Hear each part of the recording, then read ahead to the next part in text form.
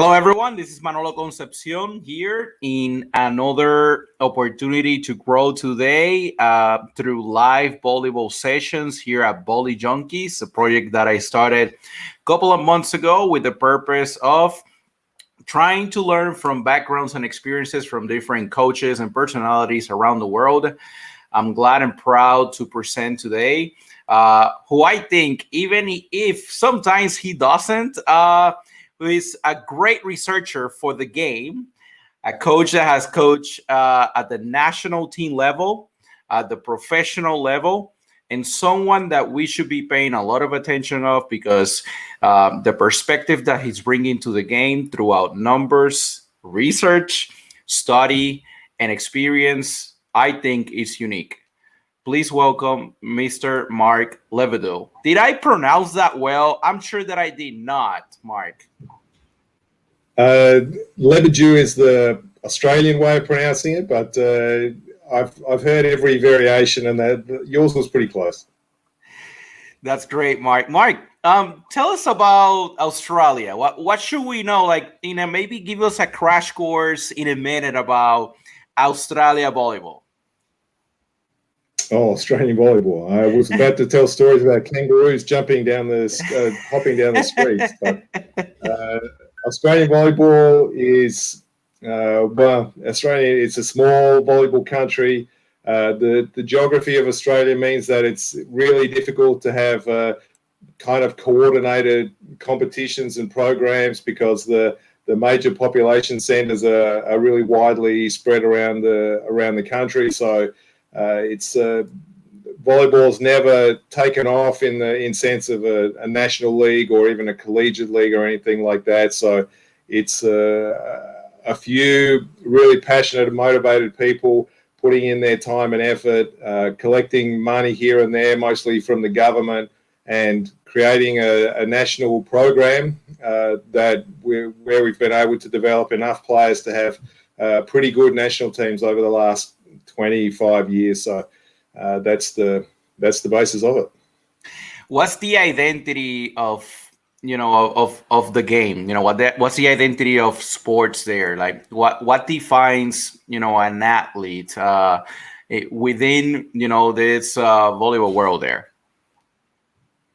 Sport plays a really big role in Australian culture. It's a real community-based sport in Australia. So every suburb, basically every suburb will have an oval, a big outdoor playing field, tennis courts, mostly outdoor stuff where we can play football and cricket. But it's really the centre point of local community. So that's the basis of sport in Australia, and it's grown out from there to now there's more professional sport as well, and the ability to support smaller sports like volleyball. Mike, if you are from Puerto Rico, you have to grow up playing baseball. If I am from Australia, I grew up playing what? Probably cricket in the summer and one of the football codes in the winter, depending on which part of Australia you come from. So it could be Australian football or rugby league or rugby union or soccer as well. So basically, or historically, we split up between summer and winter sports, and a few people will play a little bit of volleyball on the side. But like everybody else, I played Australian football and soccer and cricket and tennis and everything that was going. Australian national team. How did that happen? Tell me how did you get there, and what was the process and your vision for that program? The volleyball in Australia was mostly a hobby sport, has been mostly a hobby sport. So we've had national teams since the beginning of the 70s. And players at that time, they mostly paid for themselves, so they would use their holidays from work to do international tournaments, and little by little, and those guys were really highly motivated and really pioneers of the sport.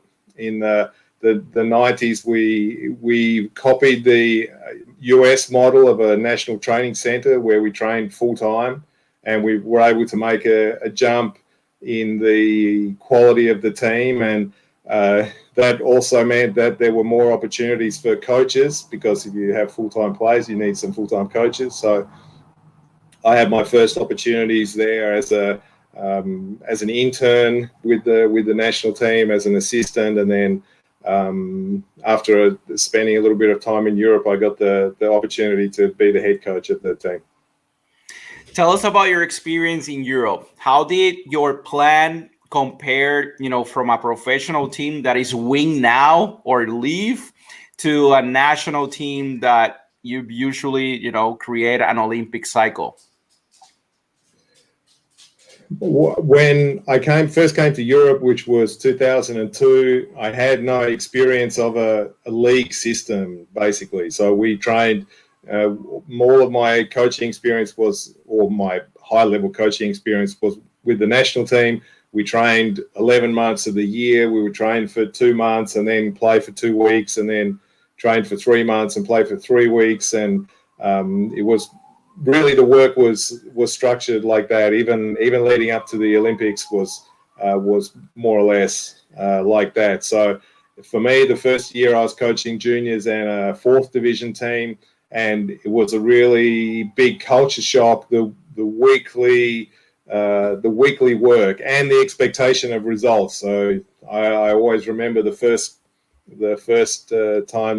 match of the season we lost, and going into the office on Monday, and the sport director saying, "What the hell was that all about?" So that was the first time. It was the first time in my life that anybody ever cared about the results. So that part of it was a culture shock. But I learned one of the things is that the structure of the training session is different when you have 4 days of practice and then a game. So you can't do the multiple where one guy is spiking a ball for 45 minutes, because he has to play the day after tomorrow, and he doesn't get a chance to recover, and some things like that. Periodization, and annual planning for a professional team. Some of the people that have come to this program have talked about it, about their different styles. What is your preference of work, annually, compared now, in the present time, to when you started? What are the biggest differences there? The coaching in clubs has one big advantage, and I talk about it at different points, is that you have a little exam. So the game is really the exam for the work that you've put in during the week. So in a season, you have exams every week where you can judge your work, and you can find out, okay, I need to change a little bit here, change a little bit there. But with a national team, you work for 4 weeks, 6 weeks, and it's unless you have some experience, then it's difficult to know exactly where you're at until you play the first game. And then when you play the first game, it's too late, because you play the next 5 games in the next 5 days. So you have to be, for the national team, in a sense, a little bit better planned, a little bit better with forward thinking, and a little bit better at judging exactly how the training is going to relate to the game. How much motor learning are you able to apply at the national team level, Mark? Like, do you talk about these aspects to that type of level? Like, what is your approach with players? Yeah, that's a really big can of worms that you open. It's all over my desk now. I don't know what to do with it. It really depends on how you look at motor learning. So if you look at motor learning as a really highly structured training environment with a lot of, or relatively lot of blocked practice, then in the national team doesn't allow really for very much of that at all, even if you wanted to.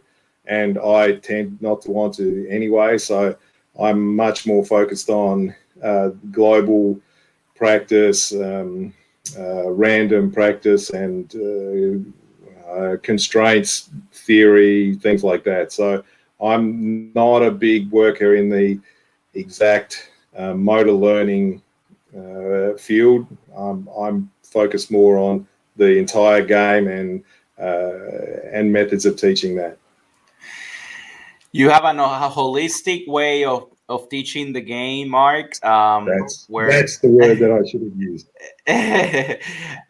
Where you feel that the whole is more important than a specific matter of how to treat a specific player. In terms of the skills of the game, I'm 100% convinced. There's no question in my mind that the sum is great. The total is greater than the sum of the parts, and I think that you have evidence for that more or less everywhere you want to look in the volleyball world. So for that reason, also most of my practice is focused on how we work together in different parts of the game, in different individual elements, or how the different elements and phases fit together. So that's the bulk of my work.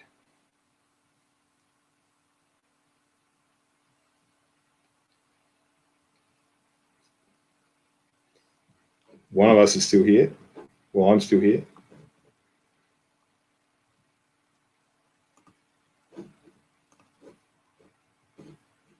I'm still here.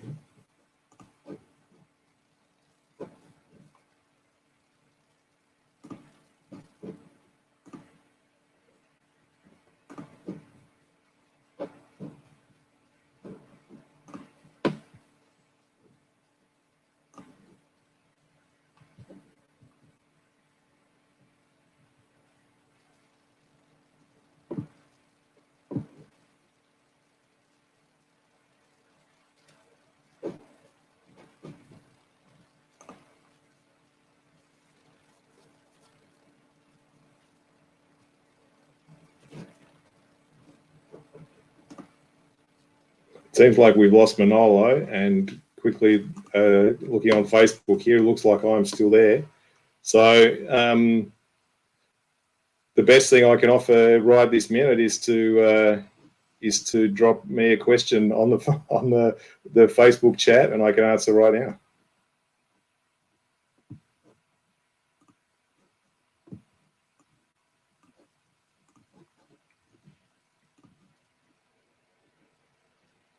Oh.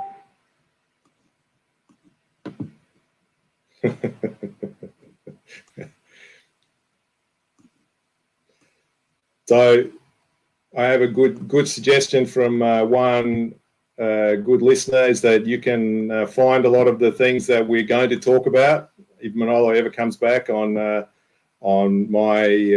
blog, marklebedew.com. There's a Facebook page as well, a Twitter feed, and Instagram where you can follow a lot of those things and discuss. Mark. I can tell you I'm always happy to discuss everything. Hey, Mark. Hey, thank you so much for doing that. I'm going to have to take a bit of your cut. I appreciate you. I don't know, I don't know what happened there with the connection, but we are here and we are back. I'm here talking with Mark Lebedew, so it's been a privilege having you, man. And we were talking before we disconnected about your ways of training. Can we get back to that for a minute, Mark? Yep. As I was finishing up saying, my philosophy, my observation, I don't have any evidence to the contrary that in volleyball the total is greater than the sum of the parts, and that's the thing that I focus on is how the individual components fit together, the relationships between the skills, relationships between the phases of the game, relationships between the players on the court, and that's, for me, that's much more important, much more effective way of getting an outcome than improving somebody's, let's say, footwork for reception by 1%. So in terms of the way to structuring practice and the efficient use of time, then as well, I think that that's a much better way to work. But that's only my opinion. Looking back, Mark, what are the things that you appreciate that you did the most, and what are the things that you wish you could have changed as a coach? The things that I appreciated are the opportunities that I was allowed. So the coaches and mentors that I've had who gave me chances, employed me, if you will. Stelio De Rocco, when he was in Australia and also in Italy. Roberto Santilli, who also helped me a lot. So those are the things that I really appreciate. Things that I would change. I mean, there are dozens of tiny things and the small decisions and things that speeches or a practice or a timeout that I missed or a player that I had a chance to sign but didn't. There's every coach has hundreds of those things, and it's best not to dwell on them. What advice do you have for us coaches that, we sometimes feel that we get on the way of winning, Mark? What are ways that we can improve this matter, which I think we tend to do too much in every level, Mark? Do less. Yeah, that's a really great question. I think that coaches overestimate the positive effects that they can have by their inputs. So the coaches are always looking for a solution as something for any situation, any problem, as something that they should do or something extra that they should do. And often, not always, and maybe not even most of the time, but often the correct response is to let things run their course, or to take a step back, or some version of doing less. And it's a really difficult thing to do, because every part of sporting culture, every part of the way that we grow up in sport and understanding the role of the coach is that coaches are doers, and they're the ones that have to fix things, and there's pressures from outside that the coach has to do something. So it's actually a really hard thing to do, but the ability to take a step back and be a little bit objective and say, okay, now I have to do less, or now I have to take my foot off the pedal a little bit is really important and really effective if you can bring yourself to do it. Mark, I have a question here from one of the viewers that says, when working with younger players, do you feel that technical performance is more important than focusing on the outcome?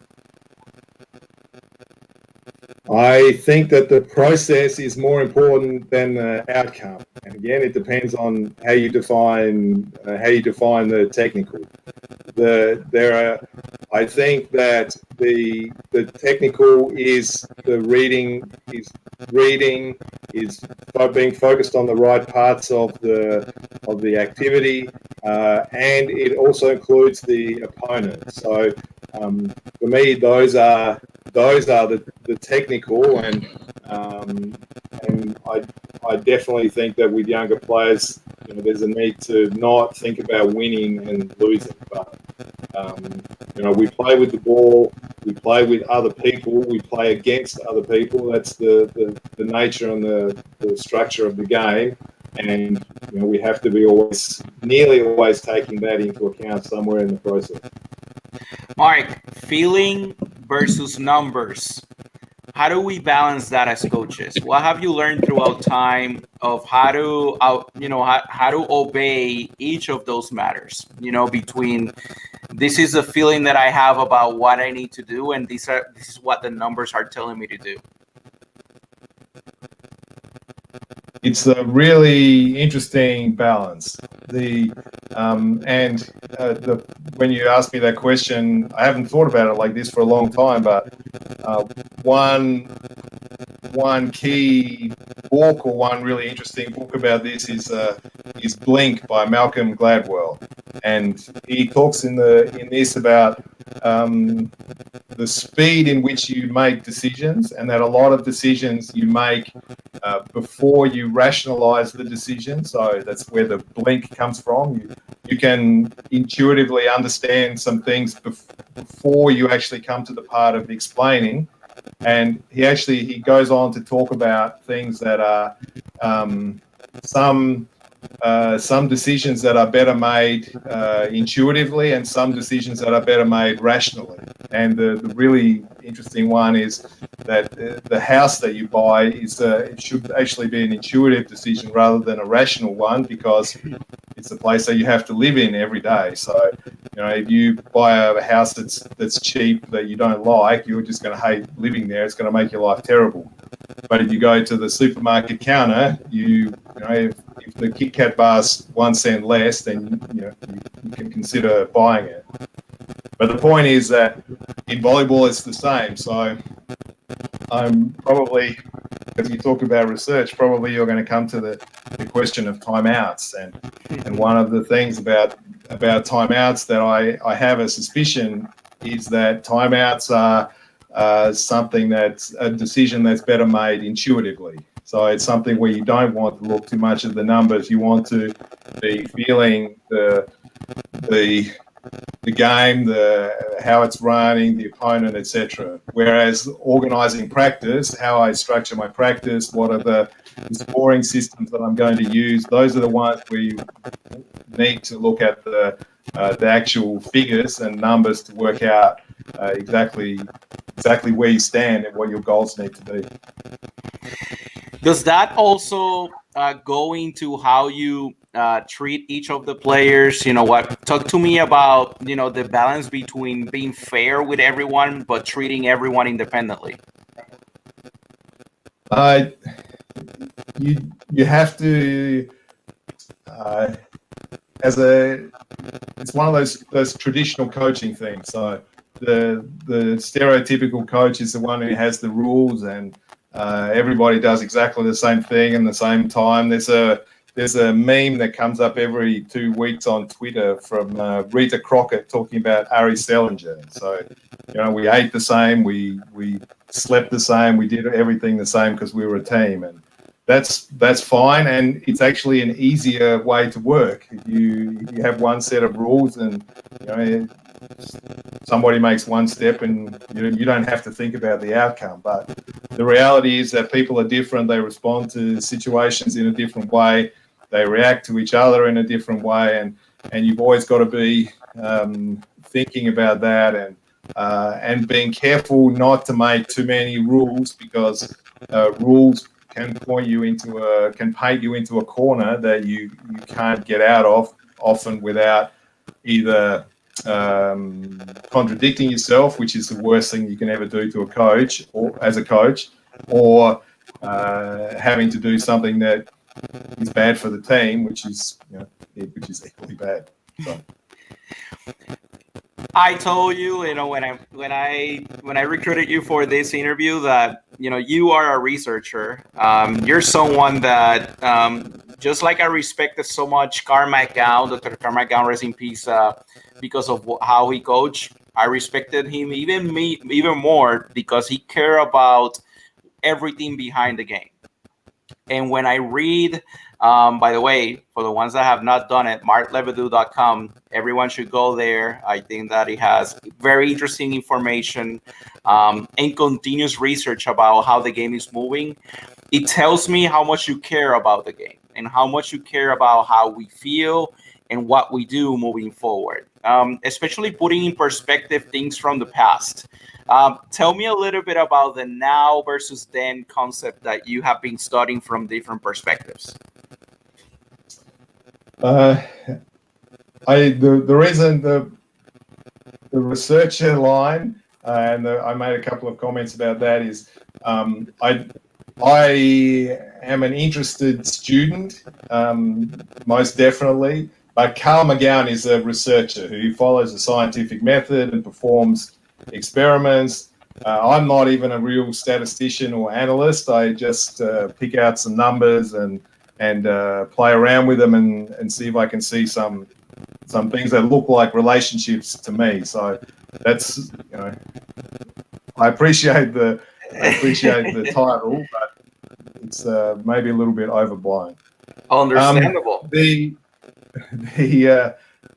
looking at old volleyball and new volleyball, it's partly a process. I've always been interested in volleyball. I've always loved volleyball. As a kid, I would get the videotapes sent to. Had friends or acquaintances of acquaintances who would send me some videos as I went along, and so I watched a lot of these old games, and I have always been interested in how they look like going back with the perspective of how volleyball is now. So once I got locked in my house, I really started to pay more attention to some of those games that are on YouTube, and during this period, people have been using their time putting more games on YouTube. So it's been a really rich time for that, and partly because the games are TV games, and I wanted to know stuff. So I've been doing some data volley scouting on these old games, and really was just out of my own personal interest, wanted to see some of the differences. So how the games evolved, what people talk about stuff. There's the old school pages, and volleyball used to be better back then, and all that kind of stuff. So I think that volleyball right now is the best that it's ever been. I think volleyball is an amazing spectacle. I think there's nothing like it, and part of my goal, don't tell anybody, is just to actually prove to people that volleyball is better now. So, but we can see, like, I've done stuff about the speed of the game with using Canovia to split tapes up and to see how much faster the serve is, what a difference and how the dynamics of the rally has changed. So I had some stuff with the serve is 7 meters behind the baseline. It takes a long way to get to the receiver, but the receiver used to receive really low, and now the serve is really fast, but the reception has a really high loop on it, and the setter reacts in a different way. So now setters are jump setting and playing fast, and before they were taking the ball really low and falling over even at times to play combinations and stuff. So it's interesting to see those things and to be able to quantify them in a sense. Interesting how a simple rule like let serve has probably contributed to that matter, where the speed of the serve and the aggressiveness and the way I feel about being aggressive behind the service line might be influencing the power that I put behind it and the consistency with it. Do you think the same, Mark? I think that it's definitely made a change. It definitely, when the rule was changed, the servers had a more of a green light. But I actually, in the last couple of weeks, I ended up watching 7 or 8 games from the 2004 Olympics, and I wrote something about that a couple of days ago. And that was with the let tape rule as it is, but it still was the pressure, the aggressiveness of the serve was not yet what it is now. So the rule change perhaps started some movement, but the rest of the evolution of the game, and I think that the reception is the thing that really improved a lot. That also forced the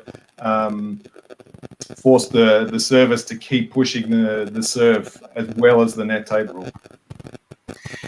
Tell me, do you feel that at that point, probably, in the 80s, and then, in that research that you did compared to 2004, do you feel that the game was like very, very different, but in terms of quality was different as well? Like, did that different affect the quality of the game as well? Everything that you watching now or from now is with the perspective of volleyball as it is today. So it's impossible to separate your expectations from from reality. So if I watched, I spent a lot of time watching one game from 1984 of USA against Soviet Union, which was, the top of the top of the top. And it's not only, it's barely watchable, and it just made me angry after a point because the things that they were doing that to me are, and obviously these were smart guys at the peak of their powers, but they had no concept of how to play after defense. The blockers were moving around. Blocking is a whole other story. So and the specialization and lack of specialization is also really hard to, why would any self-respecting coach let that guy receive? He obviously can't receive, but it was just the progress to get to where we are now. About 2004, it's, there's two things that really stick out are that Brazil was just amazing. They're 7 levels higher than everybody else. And the rest of it is just how slow the game is, how especially in transition, especially after defense. But, it's some version of a different game. And it's interesting that, throughout those years, to hear someone like Bernardinho, to hear Rizola, Marcus Quick talk about how Brazil got to that point, puts in perspective as well what they did to get there, from younger ages, the long-term development that they established, and maybe the gap that it exists now in that same country that established the norm of what modern volleyball is today. I want to play a clip here, even though it's in Spanish. It's from my friend Javier Gaspar, who is the one that was the setter for the USA national team. 1990. Let me find it right here. And he talks a little bit about how the game, was then and how the game is now. And he talked about the perspective of what he used to do with the offensive system that he run with Team USA.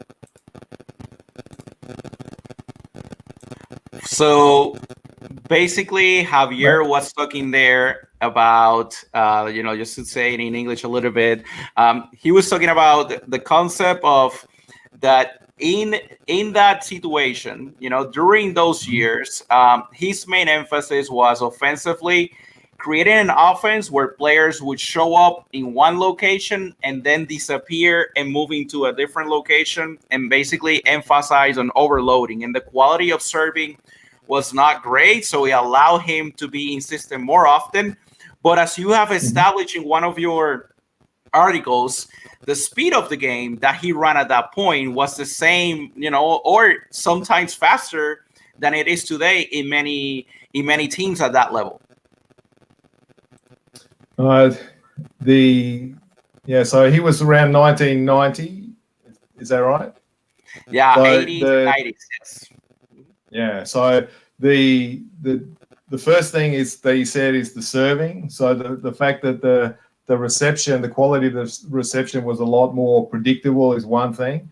The combinations, when I looked at the combinations from 1984, some of the combinations then are slower than the pipe now. So they're not actually even that fast. So they're definitely not faster than the pipe. So they can be the same speed or slower.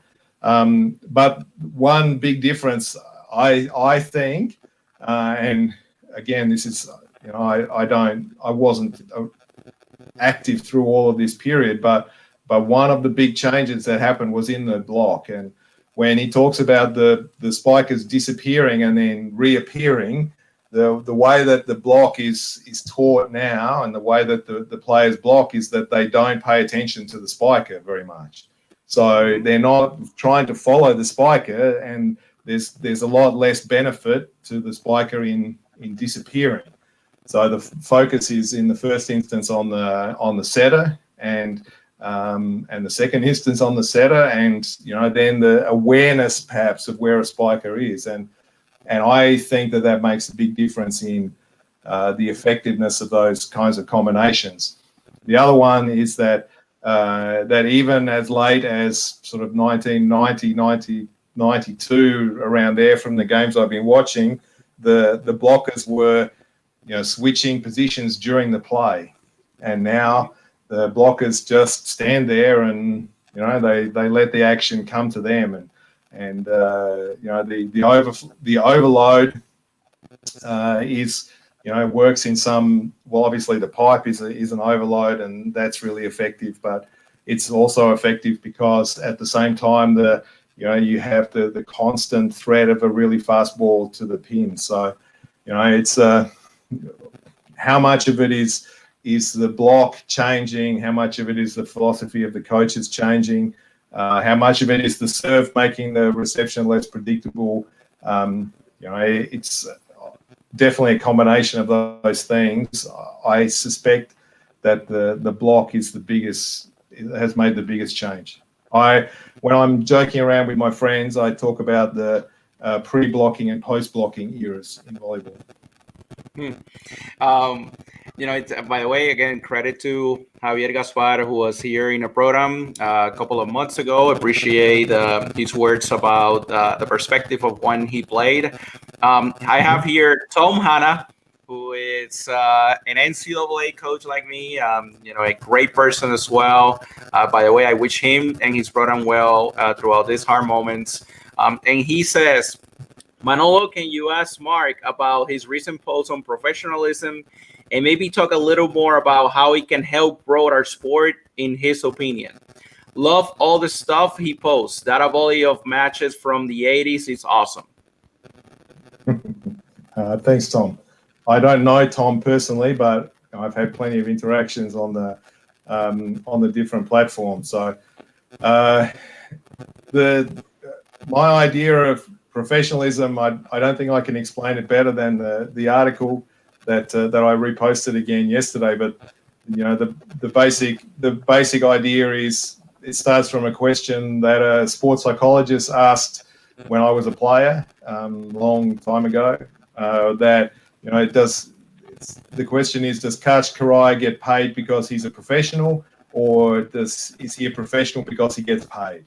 And obviously it's a chicken and egg thing, and it's meant as a discussion point. But my philosophy is that it begins with professionalism before you get paid, and it's how volleyballers should, in my opinion, approach everything they do, their presentation to the outside world. We have a long discussion about what coaches should wear at different times as well, which is part of it. And my general opinion is that volleyballers don't take themselves seriously enough, and they don't value their sport and what they do high enough. We have a inferiority complex, if you want to call it like that, and we're always complaining about this and complaining about that, and instead of really selling what is in the game, and watching how dynamic the game is, how athletic the players are, instead of talking about service errors, which I don't think are important, but some people do. What about all the lack of rallies? What about the dynamism of the players? How you can control a serve that's going 125 kilometers an hour with your arms? How can you do that? That's just the whole idea of it is ridiculous, but we allow it through our interactions as just a standard. So I've talked. One of the examples that I talked about once was trying to receive Clay Stanley's serve. So I don't know if anybody remembers Clay Stanley, but his serve basically didn't spin. So it's 125 kilometers an hour. It's coming from 3 meters 60 in the air. It's coming down, and it doesn't spin. So there are lots of people, even then, who could, with their forearms, make the ball go to a place, 1 meter by 1 meter square of the net. And the kind of skill that you need to do that is ridiculous. It's incomprehensible, and perhaps that's why people don't try to comprehend it. What are some of the biggest changes that you see this crisis, the health crisis, creating on the game that we all love? Like, how do you think the game is going to look like when we get back to things in 2021? I don't know. To predict these things is hard. But one thing that crossed my mind a couple of hours ago, I saw one little post about the change in training times, and that the amount of training is now necessarily for the next period going to have to be less, and perhaps that is something that's going to make a difference in if there's less training time available. Coaches are going to have to think about different ways of structuring their practice, and for me, inevitably that means less individual work and more team play work, which if I want to put a positive spin on it, will make volleyball better. Interesting to hear that the amount of time that we would train will be less. I wonder, for the coaches that think that training 5-6 hours a day is the norm, how would that affect those type of teams, including one or two teams in the top 10 in the world right now that train that way? Do you think that it will have an effect on the result of those teams in the upcoming Olympics? No, I don't. Okay. I hopefully, consistently with everything else that I talk about, I think that we don't need to practice as much as we do, and we certainly don't need to practice in terms of hours a day, even in terms of the preparation periods for tournaments.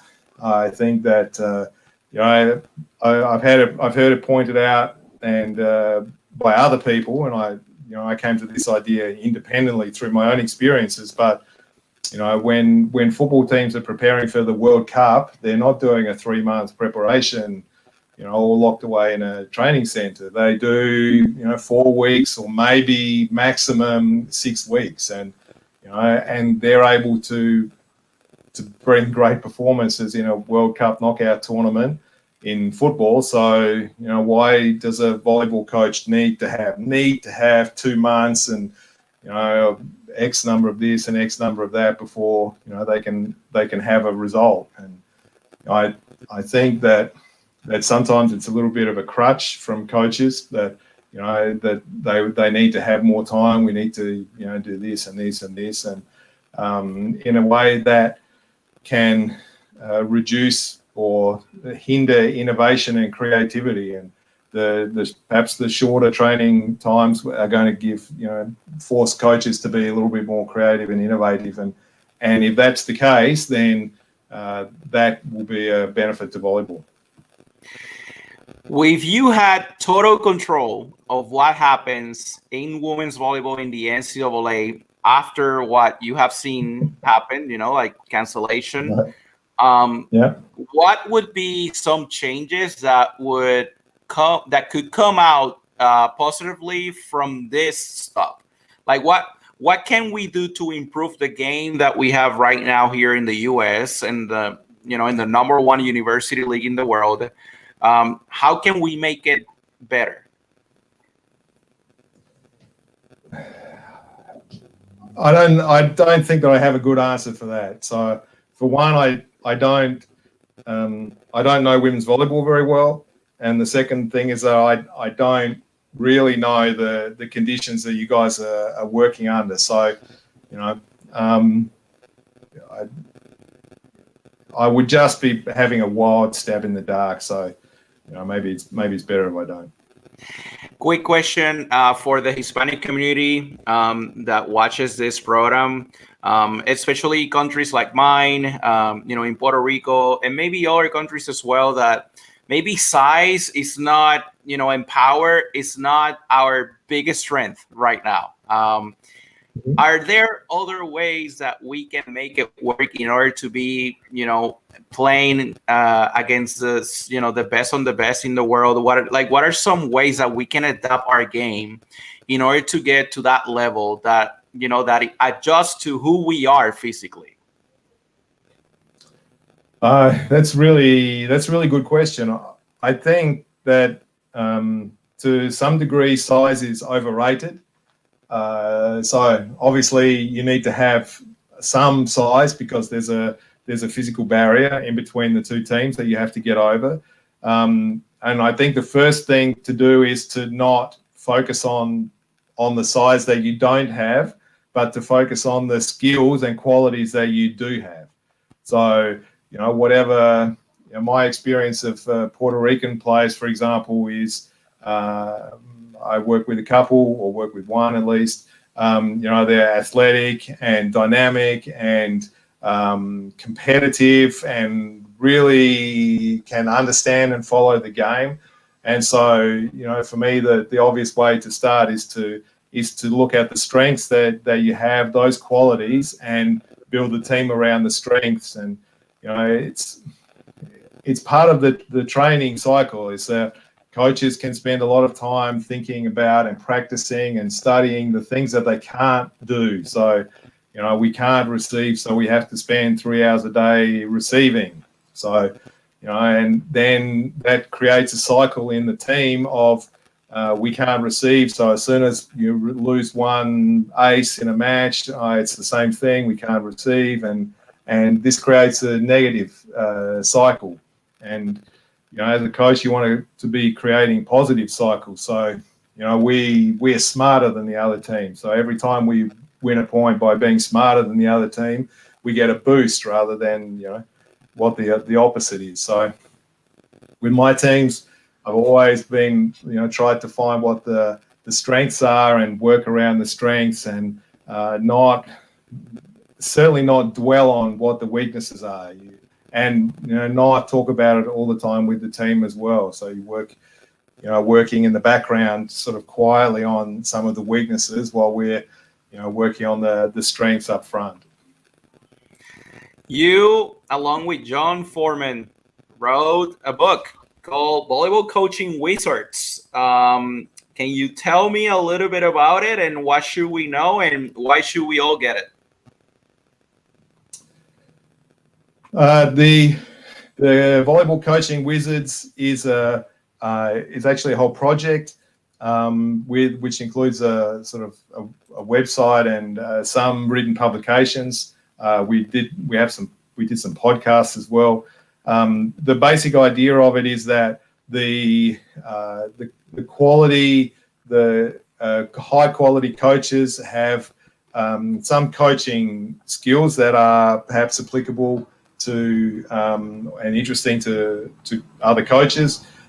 There's also one of the central ideas is that it's not only high-level professional coaches are good coaches, but you can find good coaching wizards, if you will, at all levels. So what we did was interviews with variety of coaches from different levels, different backgrounds, different countries, national team, pro, high school, assistant coaches, college, and so on and so forth, and really, tried to get into not the X's and O's, not the tactics and strategies, but the coaching part of it. How we go about thinking about practice, how we work with the team, how we work with our staff,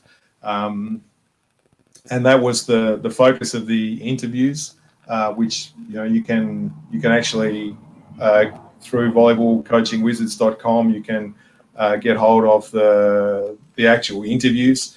The books, there are two books that are one was the first one was transcriptions of some of the interviews. So hang on,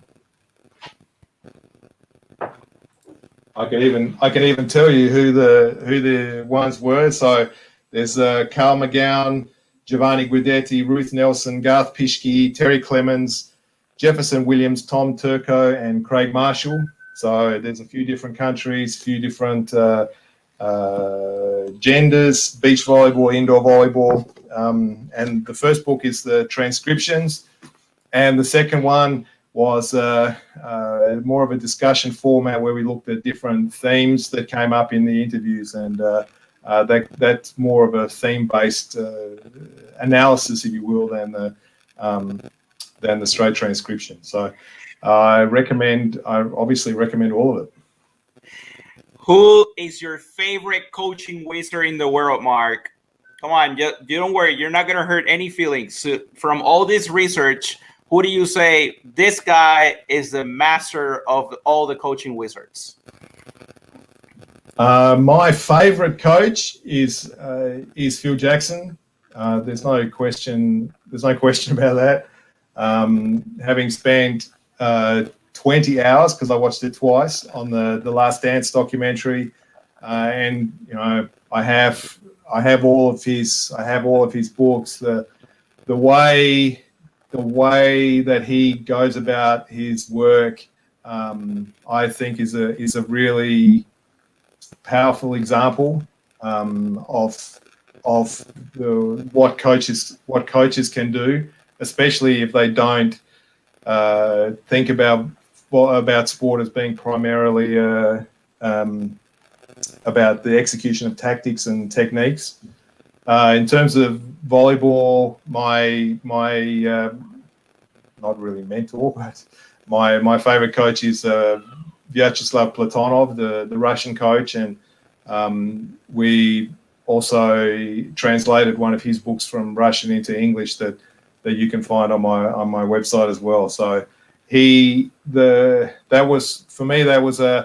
that book is a really great book because it's a coaching handbook, and most of the books that you get hold of, and this is also the fits in with the Wizards project. They talk about how you should receive, how you should spike, and how to run a 4-2 and a 6-2, and all of that stuff. But especially now, all of that information is essentially freely available on the internet, and there's no reason for me to tell you what I think about spiking when you can go artofcoachingvolleyball.com and you have 500 coaches' opinions on that. So it's much more interesting to share and research and understand the ideas of how to coach, how to run a team. That's the biggest impact that coaches can make. Ian Gilbert is asking, where does John Wooden ranks in your book? I really like John Wooden, and I have nearly all of his books as well. The difference is that the thing that I find most intriguing about about Phil Jackson is his ability to reach different people, not to teach them necessarily, not to corral them or whatever, but to actually reach them and get great performances out of them and out of the teams that are combined, that are made up of really odd fitting components. So there's a whole list of stories about how he dealt with Dennis Rodman, but also how he dealt with the team about that. It's easy to say, okay, I can with Dennis, I can't be as strict with some rules as I can with Steve Kerr. That's one thing. That part's easy. But the second part about how you then sell that to the team, that it's not unfair, because we've all been in teams. The players spend 90% of their time looking around to make sure that somebody's not getting something unfairly or whatever. So it's not just the one thing, but it's managing the different scenarios and so on. So John Wooden's obviously a great coach, but it's a different kind of coaching, a different era, and college coaching is different too. Last question related to volleyball. What has been the biggest lesson that life and coaching has taught you about yourself? That life has taught me about myself? Yeah, and coaching. Yeah. The greatest lesson is to never give up. That's just the some version of that. To keep moving forward. It's maybe one of the things that I had a couple of, or at least one tragedy in my life, and I know the only way to get through the other side of that is to keep moving forward as much as you want to.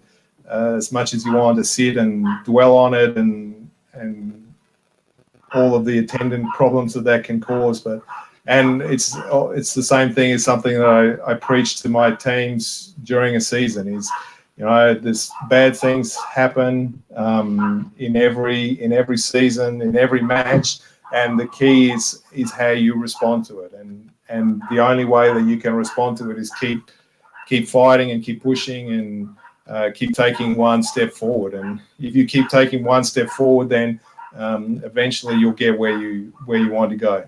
Some people take a short time, some people take a long time, but if you keep going forward, you always get where you want to go. Hey, Mark, how close do you have your guitar to you right now? I would have to take one step. Can you play something for us before we end this conversation? No.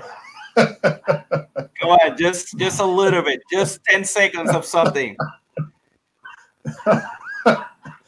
We're ready for you. Remember that what you just said. You talk about adversity. You talk about how your team should handle adversity. So let's see Mark handling this situation right now.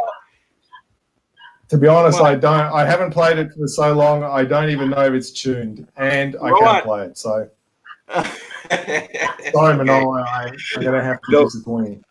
No worries, Mark. No worries. Hey, everyone, please remember, visit marklebedew.com for more information about his writings, the book, and everything else that he continues to do great for the game. We're really, really grateful for him, spending some time with us today, talking to us about research, talking to us about everything. Remember that you can also find this and every other conversations on YouTube. I appreciate Mark also for the fact that in the middle of the conversation, my Wi-Fi went off and he continued the conversation itself. So grateful for that, and grateful for the way that you have handled this interview. Any last words for the people that are watching you, Mark? There's only two things that I can say to finish. One is keep smiling, and one is peace. Perfect. Well, this has been Manolo Concepcion with Mark Lebedew. Remember that we also have a website now. It's volleyjunkies.com. It's mainly Spanish, but remember, Google Translate always does miracles for everyone. So please go and visit it. It's basically a library where you can find information from different people. I'm actually going to be talking to Mark about this and then see if I can post some of his stuff as well. So again, this has been the Volley Junkies. I'll see you next week. Please go and like and follow our Facebook page and subscribe to our YouTube page. I see everyone later. And I want to say hi to John Former as well, who has been a great contributor as well. Okay. Thank you, Mark. And please be safe and healthy through all these hard times. Thank you, everyone. Thank you, everybody. Peace again.